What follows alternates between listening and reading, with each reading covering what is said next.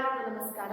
ಇಂದಿನ ತರಗತಿಯಲ್ಲಿ ನಾವು ಎಚ್ ನಾಗವೇಣಿರವರು ಬರೆದಿರುವಂತಹ ದಣಿಗಳ ಬೆಳ್ಳಿ ಲೋಟ ಎಂಬ ಗದ್ಯ ಭಾಗದ ಬಗ್ಗೆ ತಿಳಿದುಕೊಳ್ಳೋಣ. ಮೊದಲನೆಯದಾಗಿ ಲೇಖಕಿಯವರ ಪರಿಚಯವನ್ನ ನಾವು ನೋಡುವುದಾದ್ರೆ, ಆಧುನಿಕ ಕನ್ನಡ ಸಾಹಿತ್ಯದ ಮಹತ್ವದ ಲೇಖಕಿಯರಲ್ಲಿ ಎಚ್ ನಾಗವೇಣಿಯವರು ಸಹ ಒಬ್ಬರಾಗಿದ್ದಾರೆ. ನಾಗವೇಣಿಯವರು ಮಂಗಳೂರಿನ ಹೊನ್ನಕಟ್ಟೆ ಎಂಬಲ್ಲಿ ಜನಿಸಿದರು. ಮಾಹಿತಿ ವಿಜ್ಞಾನದ ಸ್ನಾತಕೋತ್ತರ ಪದವಿ ಪಡೆದು ಕೋಲ್ಕತ್ತಾದ ರಾಷ್ಟ್ರೀಯ ಗ್ರಂಥಾಲಯದ ಕೇಂದ್ರೀಯ ಪರಾವರ್ತನೆಯಲ್ಲಿ ಸೇವೆಯನ್ನ ಸಲ್ಲಿಸಿ ಈಗ ಹಂಪಿ ಕನ್ನಡ ವಿಶ್ವವಿದ್ಯಾಲಯದಲ್ಲಿ ಮುಖ್ಯ ಗ್ರಂಥಪಾಲಕಿಯಾಗಿದ್ದಾರೆ. ಹೊಸ ಕಥನ ಶೈಲಿಯಲ್ಲಿ ರೂಢಿಸಿಕೊಂಡಿರುವ ನಾಗವೇಣಿಯವರು ಕರಾವಳಿಯ ಪರಿಸರವನ್ನ ತಮ್ಮ ಕಥನದಲ್ಲಿ ಆಪ್ತವಾಗಿ ಚಿತ್ರಿಸಿದ್ದಾರೆ. ಗಾಂಧಿ ಬಂದ ಕಾದಂಬರಿ, ನಾಲ್ಕನೇ ನೀರು, ನೀಯುವ ಆಟ ಇವರ ಕಥಾ ಸಂಕಲನಗಳು. ವಸುಂಧರೆಯ ಜ್ಞಾನ ಪ್ರಬಂಧಗಳ ಸಂಕಲನ, ಸೂರ್ಯನಿಗೊಂದು ಬೀದಿಯ ಅಂಕಣ ಬರಹಗಳ ಸಂಗ್ರಹ, ನವೋದಯದ ಕಥೆಗಾರ್ತಿ ಗೌರಮ್ಮ, ರಂಗ ಸಂಪನ್ನ ಕಂಬಾರ, ಸಾರ ವಿಸ್ತಾರ, ತಿರುಳು ತೋರಣ ಇವುಗಳು ಇವರ ಇನ್ನಿತರ ಪ್ರಮುಖ ಕೃತಿಗಳು. ಇವರ ಗಾಂಧಿ ಬಂದ ಕಾದಂಬರಿಯು ರಂಗಕೃತಿಯಾಗಿ ರೂಪಾಂತರಗೊಂಡು ಜನಪ್ರಿಯತೆಯನ್ನ ಗಳಿಸಿದೆ. ಯಾವುದು ಗಾಂಧಿ ಬಂದ ಎನ್ನುವಂತ ಒಂದು ಕಾದಂಬರಿಯು ರಂಗಕೃತಿಯಾಗಿ ಏನಾಗಿದೆ, ರೂಪಾಂತರಗೊಂಡು ಹಲವಾರು ಜನತೆಯ ಮೆಚ್ಚುಗೆಗೆ ಪಾತ್ರವಾಗಿದೆ.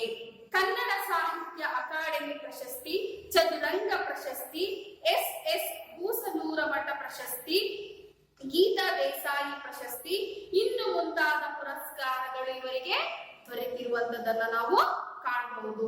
ಗದ್ಯ ಭಾಗಕ್ಕೆ ಬರೋದಾದ್ರೆ, ದಣಿಗಳ ಬೆಳ್ಳಿ ಲೋಟ ಕಥೆಯಲ್ಲಿ ಹೊಳೆ ಒಂದು ಪಾತ್ರವಾಗಿ ಬಂದಿದೆ. ದಣಿಗಳ ಬೆಳ್ಳಿ ಲೋಟ ಎನ್ನುವಂತ ಒಂದು ಗದ್ಯ ಭಾಗದಲ್ಲಿ ಶಾಂಭವಿ ಎನ್ನುವಂತಹ ಹೊಳೆಯು ಪ್ರಮುಖವಾದಂತಹ ಪಾತ್ರವನ್ನ ಪಡೆದುಕೊಂಡಿದೆ.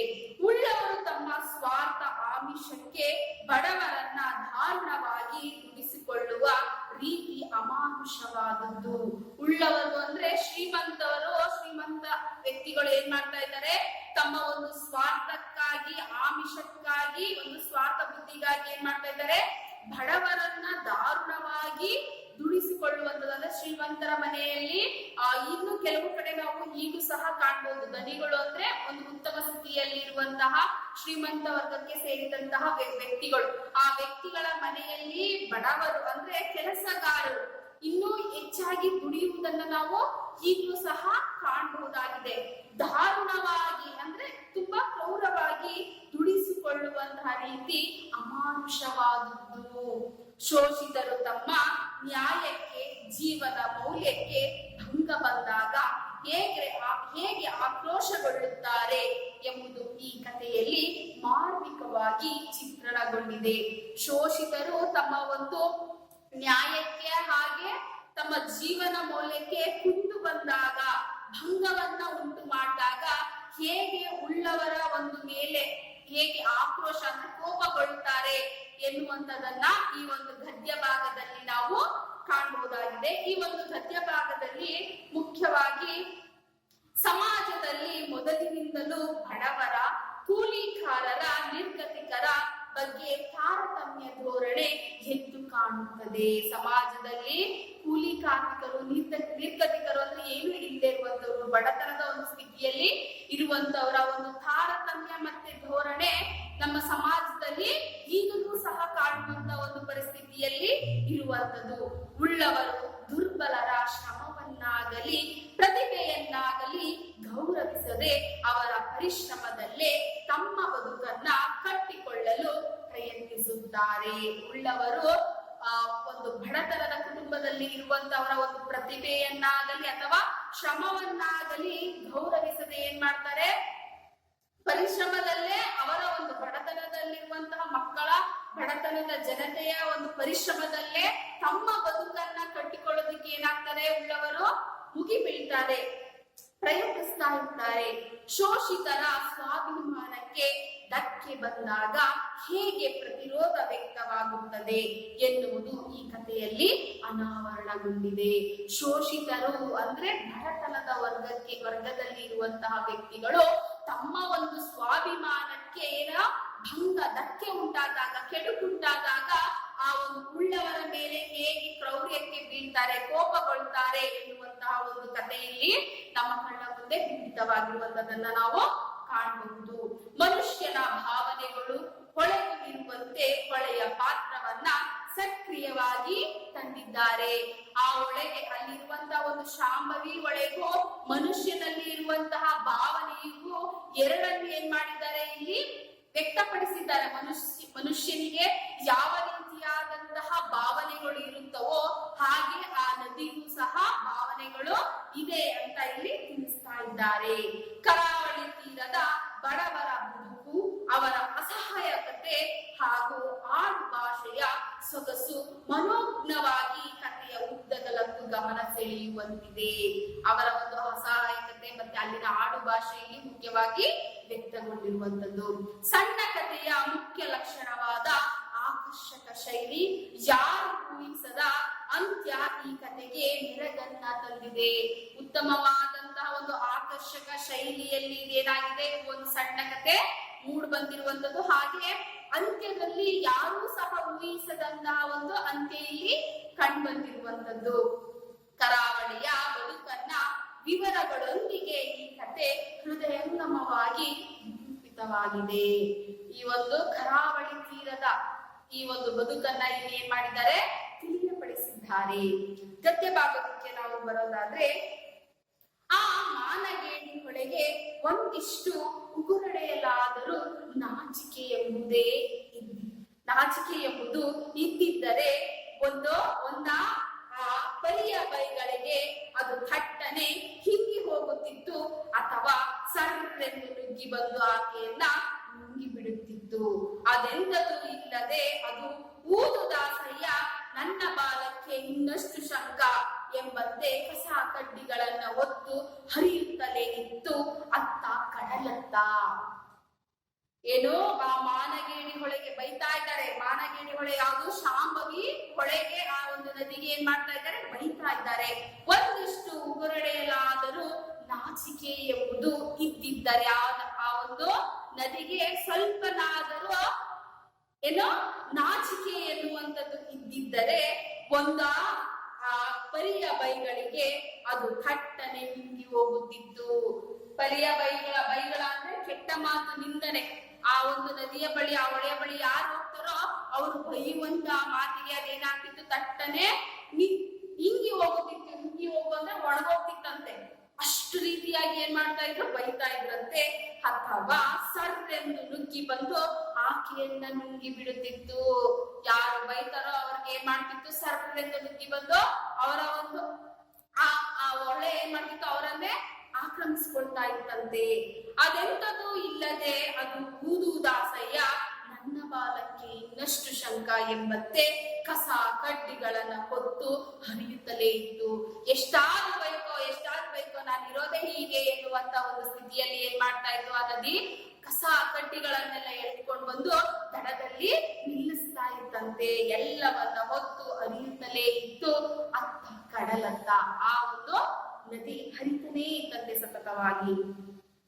ಮುಂಜಾನೆ ಚಿನ್ನಮ್ಮ ಎಂದಿನಂತೆ ಹೊಳೆಯ ಸೆರಗಲ್ಲಿ ಮುಸುರೆ ಪಾತ್ರೆಯನ್ನ ರಾಶಿ ಹಾಕಿ ಕೂತು ಪಕ್ಕದಲ್ಲಿ ಬೂದಿಯ ಗೆರಟೆಯನ್ನೆರಿಸಿಕೊಂಡು ಹೊಳೆಯ ಗುಣವಾಚನಕ್ಕೆ ತೊಡಗಿದಳು. ಯಾರು ಈ ಚಿನ್ನಮ್ಮ? ಯಾರು?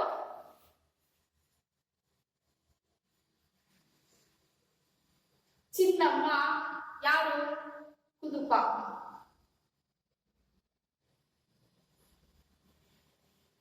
ಕುದುಪ ಎನ್ನುವಂತಹ ವ್ಯಕ್ತಿಯ ಮಡದಿ ಈ ಚಿನ್ನಮ್ಮ.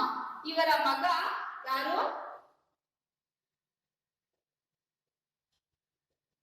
ಗುಡ್ಡ. ಕುದುಪರ ಹೆಂಡತಿ ಚಿನ್ನಮ್ಮ.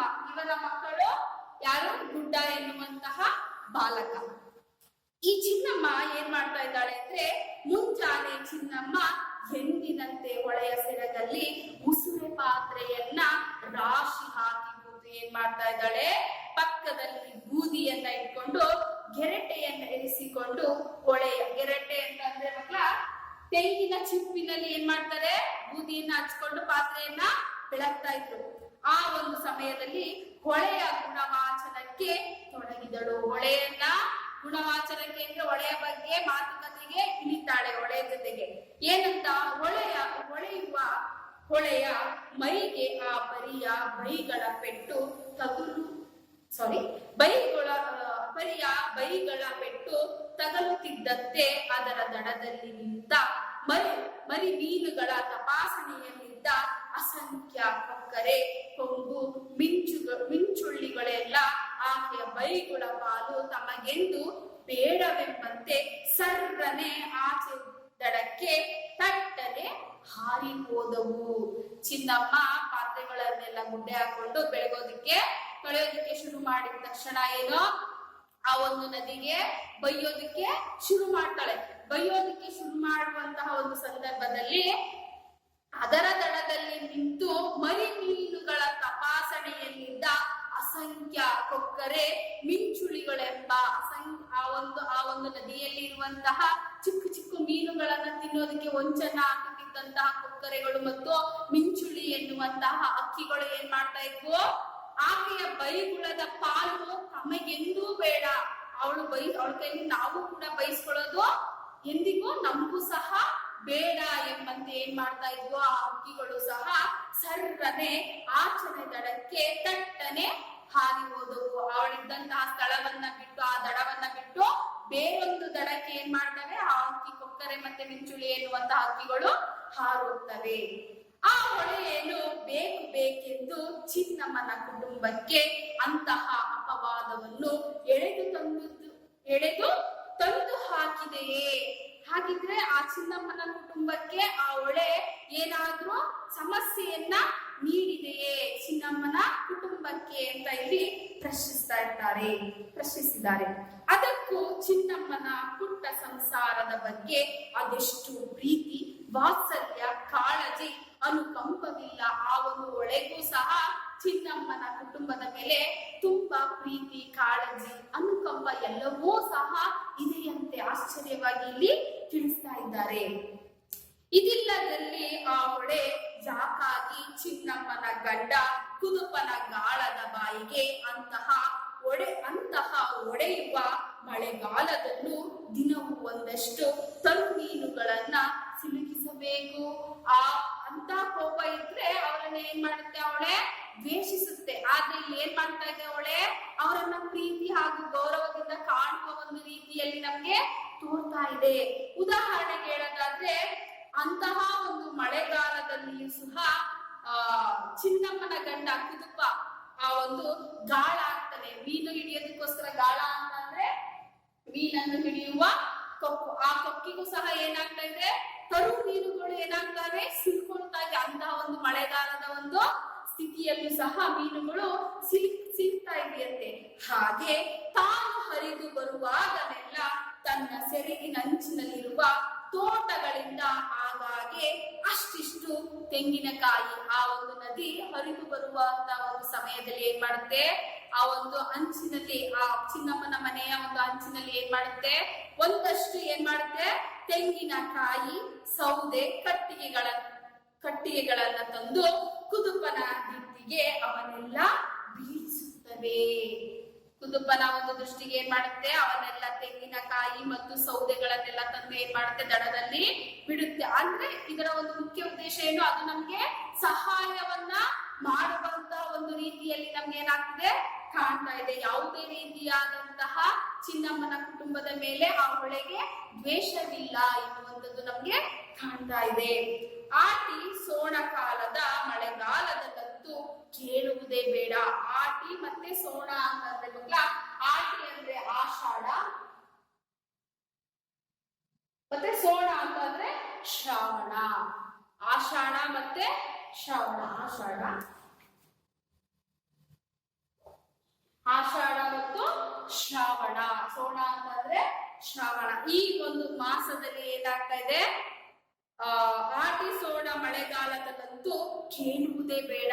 ಈ ಒಂದು ಸಮಯದಲ್ಲಿ ಯಥೇಚ್ಛವಾದಂತಹ ಮಳೆ ಬೀಳುವಂತಹ ಸಾಧ್ಯತೆಗಳನ್ನ ನಾವು ಹೆಚ್ಚಾಗಿ ಕಾಣಬಹುದು. ಅಲ್ಲಿ ಇಲ್ಲಿಂದ ಪಾತ್ರೆ ಪಗಡಿ, ಸೌದೆ, ಕಟ್ಟಿಗೆ, ಕೋಳಿ, ಕುರಿ, ಏಣಿ, ದೋಣಿ, ರೀಪು, ಪಕಾಸುಗಳನ್ನ ಹೊತ್ತು ತಂದು ಚಿನ್ನಮ್ಮ ಕುದುಪರ ಮಡಲಿಗೆ ಸುರಿಯುವುದು ಮಾಮೂಲು. ಏನ್ ಮಾಡುತ್ತೆ, ಆ ಬೇರೊಂದು ದಡದಲ್ಲಿ ಇರುವಂತಹ ಕೆಲವೊಂದು ವಸ್ತುಗಳನ್ನ ತಂದು ಚಿನ್ನಮ್ಮನವರ ದಡಕ್ಕೆ ಬೀಳುವಂತದನ್ನು ನಾವು ಕಾಣಬಹುದು. ಏನೇನ ತಂದು ಬೀಳುತ್ತೆ ಅಂತಂದ್ರೆ ಪಾತ್ರೆಗಳಾಗಿರಬಹುದು, ಕಟ್ಟಿಗೆಗಳು, ಕೋಳಿ, ಕುರಿಗಳು, ಏಣಿ, ದೋಣಿ, ರೀಪು, ಪಕಾಸು ಅಂತಂದ್ರೆ ಮಕ್ಕಳ ಮನೆಯ ಮೇಲ್ಛಾವಣಿಗೆ ಹಾಕುವ ಮರದ ಸಾಮಗ್ರಿಗಳು. ಈ ಎಲ್ಲವನ್ನ ತಂದು ಏನ್ ಮಾಡುತ್ತೆ, ಆ ಒಂದು ದಡದಲ್ಲಿ ಬಿಡುವಂತದನ್ನ ನಾವು ಕಾಣಬಹುದು. ಇದೆಲ್ಲವೂ ಸಹ ಆ ಒಂದು ಮಳೆಗಾಲದಲ್ಲಿ ಮಾಮೂಲಿಯಾಗಿ ಕಂಡು ಬರುವಂತಹ ಒಂದು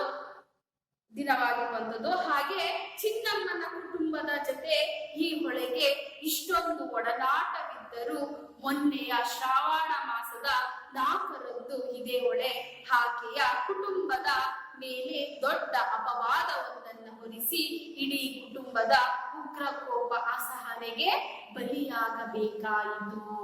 ಏನಾಯ್ತು, ಇಷ್ಟೆಲ್ಲ ಸಹಾಯವನ್ನ ಮಾಡುವಂತಹ ಹೊಳೆ ಯಾವಾಗ ಮೊನ್ನೆ ಶ್ರಾವಣ ಮಾಸದ 4ನೇ ದಿನದಂದು ಏನ್ ಮಾಡುತ್ತೆ, 4ರಂದು ಇದೇ ಹೊಳೆ ಏನ್ ಮಾಡುತ್ತೆ, ಆಕೆಯ ಕುಟುಂಬದ ಮೇಲೆ ದೊಡ್ಡ ಅಪವಾದವೊಂದನ್ನ ಹೊರಿಸಿ ಬಿಡುತ್ತಂತೆ. ಈ ಕುಟುಂಬ ಉಗ್ರ ಕೋಪ ಅಸಹನೆಗೆ ಬಲಿಯಾಗಬೇಕಾಯಿತು. ಈ ಒಂದು ಕುಟುಂಬ ಏನಾಗುತ್ತೆ, ಈ ಒಂದು ಹೊಳೆಯಿಂದ ತುಂಬಾ ಅವಮಾನಕ್ಕೆ ಒಳಗಾಗುವಂತಹ ಒಂದು ಸ್ಥಿತಿಯನ್ನ ಅನುಭವಿಸ್ತಾ ಇದೆಯಂತೆ. ಅದ ನಂತರ ಆದಷ್ಟೇ ಕಳೆದ ಶ್ರಾವಣ ಮಾಸದ 4ನೇ ದಿನ ಚಿನ್ನಮ್ಮ ಏಕೈಕ ಮಗ ಗುಡ್ಡ, 4ನೇ ಶ್ರಾವಣ ಮಾಸದ 4ನೇ ಅಂತಂದ್ರೆ 4ನೆಯ ದಿನ ಚಿನ್ನಮ್ಮನ ಏಕೈಕ ಮಗ ಯಾರು, ಗುಡ್ಡ, ಆ ಪರಿಯಲ್ಲಿ ತುಂಬಿ ಹರಿಯುತ್ತಿದ್ದ ಶಾಂಭವಿ ಹೊಳೆಯ ದಡದಲ್ಲಿ ಕೂತು ದಣಿ ಮನೆಯ ಮಸೂದೆ ಪಾತ್ರೆಗಳನ್ನ ಏನ್ ಮಾಡ್ತಾ ಇದ್ದ, ತಿಕ್ಕುತ್ತಿದ್ದ. ದಣಿಯ ಮನೆಯ ಪಾತ್ರೆಗಳನ್ನೆಲ್ಲ ಗುಡ್ಡೆ ಹಾಕೊಂಡು ಆ ಶಾಂಭವಿ ಹೊಳೆಯ ದಡದಲ್ಲಿ ಏನ್ ಮಾಡ್ತಾ ಇದ್ದಾನೆ, ಪಾತ್ರೆಯನ್ನೆಲ್ಲ ಬೆಳಗ್ತಾ ಇದ್ದಾನೆ. ಆಷಾಢ, ಶ್ರಾವಣ, ಭಾದ್ರಪದ ಮಾಸದಲ್ಲಿ ನದಿಯ ಒಡಲೆಂದರೆ ಎಂಥದು? ಆಷಾಢ ಮತ್ತೆ ಜುಲೈ ಮತ್ತೆ ಆಗಸ್ಟ್ ಮತ್ತು ಸೆಪ್ಟೆಂಬರ್, ಆಷಾಢ, ಶ್ರಾವಣ ಮತ್ತೆ ಭಾದ್ರಪದ ಈ ತಿಂಗಳಲ್ಲಿ ನದಿಯ ಒಡಲೆಂದರೆ ತುಂಬಾ ಭಯಂಕರವಾಗಿ ಹರಿತಾ ಇರುತ್ತಂತೆ ನೀರು. ಒಡಲು ಕಾವಿಗೆ ಕೂತ ಹೆಂಟೆಯಂತೆ ಒಡಲು ಯಾವತ್ತೂ ಉಗ್ರ ಪ್ರಕ್ಷುಬ್ಧ. ಏನಾಗಿರುತ್ತೆ, ಕಾವಿಗೆ ಕೂತ ಹೆಂಟೆ ಅಂತಂದ್ರೆ ಹೆಣ್ಣು ಕೋಳಿ ಕಾವಿಗೆ ಕೂತಾಗ, ಕಾವಿಗೆ ಅಂತಂದ್ರೆ ತನ್ನ ಮರಿಯನ್ನ ಮಾಡುವಂತಹ ಒಂದು ಸಂದರ್ಭದಲ್ಲಿ ಆ ಒಂದು ಸ್ಥಳಕ್ಕೆ ಯಾರಾದ್ರೂ ಹೋಗಿ ಕೈ ಇಟ್ರೆ ಏನ್ ಮಾಡುತ್ತೆ, ಉಗ್ರ ಕೋಪವನ್ನ ಹೇಗೆ ಕೈಗೊಳ್ಳುತ್ತೋ ಆ ರೀತಿಯಾಗಿ ಆ ಒಂದು ನದಿಯು ಸಹ ಏನಾಗಿದೆ, ಕೋಪಗೊಂಡಿದೆಯಂತೆ. ಆ ಒಂದು ಮಾಸದಲ್ಲಿ ಉಗ್ರ ಪ್ರಕ್ಷುಬ್ಧ, ಹತ್ತಿರ ಬಂದವರನ್ನ ಕುಕ್ಕಿ ಮುಕ್ಕುವ ಸಿಡಿಲು. ಹತ್ತಿರ ಯಾರು ಬರ್ತಾರೋ ಅವರನ್ನ ಕುಕ್ಕಿ ಮುಕ್ಕುವಂತ, ತಿನ್ಕೊಬಿಡುವಂತ ಒಂದು ಕೋಪದಲ್ಲಿ ಇರುತ್ತಂತೆ. ಹುಟ್ಟುವ ಘಟ್ಟದಲ್ಲಿ ಆ ಒಳೆಯ ದೇಹ, ಒಡಲು, ಮನಸ್ಸು ಪ್ರಫುಲ್ಲ, ಶಾಂತ, ನಿರ್ಮಲವಾಗಿದ್ದರೂ ಅದು ಸಾಗಿ ಬರುವ ದಾರಿಯೇನು ಸುಲಭದ್ದೇ. ಅದು ಹುಟ್ಟುವಂತ ಸ್ಥಳದಲ್ಲಿ ಪ್ರಫುಲ್ಲವಾಗಿ, ನಿರ್ಮಲವಾಗಿ, ಶಾಂತ ಸ್ಥಿತಿಯಲ್ಲಿ ಹರಿದು ಬರ್ತಾ ಇರುವೆ, ಹರಿದು ಬರುವಂತಹ ಸ್ಥಳಗಳಲ್ಲಿ ಏನಾಗಿದೆ, ಸಾಗಿ ಬರುವ ದಾರಿಯೇನು ಸುಲಭದ್ದಲ್ಲ. ಕಡಲ ಸಂಗಮಕ್ಕಾಗಿ ರಭಸದಿಂದ ಹಾತೊರೆದು ಬರುವಾಗ, ದಾರಿಯಲ್ಲಿ ಹಾತೊರ್ಕೊಂಡು ಆ ಒಂದು ನದಿ ನೀರು ಹರ್ಕೊಂಡು ಬರುವಾಗ ದಾರಿಯಲ್ಲಿ ತುಂಬಿ ಹರಿಯುವ ಅನೇಕ ಕೆರೆ, ತೋಡು ಅಂದ್ರೆ ಕಾಲುವೆ, ಚಿಕ್ಕದಾದಂತಹ ಹೊಳೆ. ಈ ಒಂದು ಹೊಳೆಗಳಲ್ಲಿ ಕೊಳಗಳನ್ನ ತನ್ನೊಡಲಿಗೆ ಏನಾಗಿರುತ್ತೆ, ಬಾಚಿಕೊಂಡು ಸಾಗಿ ಬರಬೇಕಲ್ಲವೇ. ಚಿಕ್ಕದಾದಂತಹ ಹಳ್ಳ ಕೊಳ್ಳಗಳು ಎಲ್ಲೆಲ್ಲಿರುತ್ತೋ ಅದನ್ನೆಲ್ಲ ತನ್ನೊಡಲಿಗೆ ಸೇರಿಸ್ಕೊಂಡು ಏನ್ ಮಾಡುತ್ತೆ, ರಭಸವಾಗಿ ಹರಿದು ಬರ್ತಾ ಇರುತ್ತೆ. ಇಂತಹ ವಿಕ್ಷಿಪ್ತ ಪರಿಸ್ಥಿತಿಯಲ್ಲಿ ಆ ಶಾಂಭವಿ ಹೊಳೆ ಇರಬೇಕಾದರೆ ಚಿನ್ನಮ್ಮನ ಮಗ 8 ವರ್ಷದ ಗುಡ್ಡ ದಣಿಗಳ ಮುಸುರೆ ಪಾತ್ರೆಯಲ್ಲಿ ಮರಿ ಮೀನುಗಳನ್ನ ಹಿಡಿಯುವ ಆಟವನ್ನಾಡುತ್ತಾ ತನ್ನದೇ ಲೋಕದಲ್ಲಿ ವಿಹರಿಸುತ್ತಾ ಪಾತ್ರೆ ಉಜ್ಜುತ್ತಿದ್ದ. ಏನ್ ಮಾಡ್ತಾ ಇದ್ದಾನೆ? ಈ ಒಂದು ಕೋಪದ ಸ್ಥಿತಿಯಲ್ಲಿ ಇರುವಂತಹ ಒಂದು ಶಾಂಭವಿಯ ಒಡೆಯಲ್ಲಿ ಯಾರು ಚಿನ್ನಮ್ಮನ ಮಗ ಗುಡ್ಡ ಏನ್ ಮಾಡ್ತಾ ಇದ್ದಾನೆ? ದಣಿಗಳ ಪಾತ್ರೆಗಳನ್ನೆಲ್ಲ ಹಾಕಿಕೊಂಡು ಏನ್ ಮಾಡ್ತಾ ಇದ್ದಾನೆ? ಆ ಪಾತ್ರೆಗಳಲ್ಲಿ ಚಿಕ್ಕ ಮರಿ ಮೀನುಗಳನ್ನ ಹಿಡಿಯುವಂತಹ ಆಟವನ್ನ ಆಡುತ್ತಾ ಮತ್ತೆ ತನ್ನ ಲೋಕದಲ್ಲಿ ಆಟವನ್ನ ಆಡುತ್ತಾ ತನ್ನ ಲೋಕದಲ್ಲಿ ವಿಹರಿಸುತ್ತಾ ಏನ್ ಮಾಡ್ತಾ ಇದ್ದಾನೆ? ಪಾತ್ರೆಯನ್ನ ಬೆಳಗ್ತಾ ಇದ್ದಾನೆ, ಮುಚ್ಚುತ್ತಾ ಇದ್ದಾನೆ. ಅಂದ್ರೆ ಪಾತ್ರೆಯನ್ನ ಬೆಳಗ್ತಾ ಇದ್ದಾನೆ. ಈ ಕಡೆ ಮೀನನ್ನ ಹಿಡಿಯುವುದು, ಆ ಕಡೆ ಪಾತ್ರೆಯನ್ನ ಬೆಳಗುವಂತಹ ಒಂದು ಕಾರ್ಯದಲ್ಲಿ ಆತ ತಲ್ಲೀನನಾಗಿದ್ದಾನೆ. ಆದ್ರೆ ಶಾಂಭವಿ ಎನ್ನುವಂತಹ ಹೊಳೆ ಏನಾಗಿದೆ? ತುಂಬಾ ವ್ಯಾಘ್ರಮತೆಯಲ್ಲಿ ಹರಿದು ಬರ್ತಾ ಇದೆ ಅಂತ ಇಲ್ಲಿ ತಿಳಿಸ್ತಾ ಇದ್ದಾರೆ. ಆ ಒಂದು ಸಮಯದಲ್ಲಿ ಏನು ಉಂಟಾಗುತ್ತೆ ಎನ್ನುವಂಥದ್ದನ್ನ ನಾವು ಮುಂದಿನ ತರಗತಿಯಲ್ಲಿ ತಿಳ್ಕೊಳ್ಳೋಣ. ಧನ್ಯವಾದ.